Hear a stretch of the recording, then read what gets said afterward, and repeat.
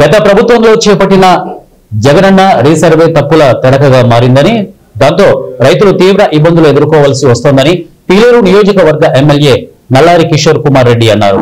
ఆయనకు అసెంబ్లీలో స్పీకర్ అయ్యన్న పాత్రుడు అవకాశం ఇవ్వడంతో అన్నమయ్య జిల్లా పీలేరు నియోజకవర్గంలో 63 గ్రామాల్లో భూములు రీసర్వే చేయడంతో రైతులు తమ అవసరాలకు అప్పు తెచ్చుకోవాలన్నా అమ్ముకోవాలన్నా రిజిస్ట్రేషన్ జరగడం లేదని, అన్నమయ్య జిల్లాలో కూడా పలు చోట్ల అదే పరిస్థితి ఏర్పడిందని ఎమ్మెల్యే కిషోర్ కుమార్ రెడ్డి అన్నారు. పీలేరు కాన్స్టిట్యున్సీలో దగ్గర 63 గ్రామాలు రీసర్వే చేయడం జరిగింది. రైతులు ఎంత ఇబ్బంది పడుతున్నారంటే లాస్ట్ టైం నేను ముఖ్యమంత్రి గారి నోటీసు కూడా టీడీఎల్పీ మీటింగ్ లో కూడా చెప్పడం జరిగింది అధ్యక్ష. అక్కడ 10 రాదు, రైతులకు బ్యాంక్ లోన్స్ ఇవ్వటం లేదు, రిజిస్ట్రేషన్స్ ఆగిపోయినాయి, మిస్టేక్స్ ల్యాండ్ ఒక ఎక్స్టెంట్ ఉంటే బుక్ లో ఎక్కువ ఉంది, బుక్ లో ఒక ఎక్స్టెంట్ ఉంటే ఫీల్డ్ పైన ల్యాండ్ తక్కువ ఉంది అధ్యక్ష. కాబట్టి జగనన్న రీసర్వే ఏదైతే రాష్ట్రం అంతా చేశారో ఎస్పెషల్లీ పీలేరు కాన్స్టిట్యున్సీ అన్నమయ్య జిల్లాలో కూడా చాలా మిస్టేక్స్ ఉన్నాయి. నేను ప్రభుత్వ దృష్టికి తీసుకెళ్తున్నా రెవెన్యూ మినిస్టర్ గారికి.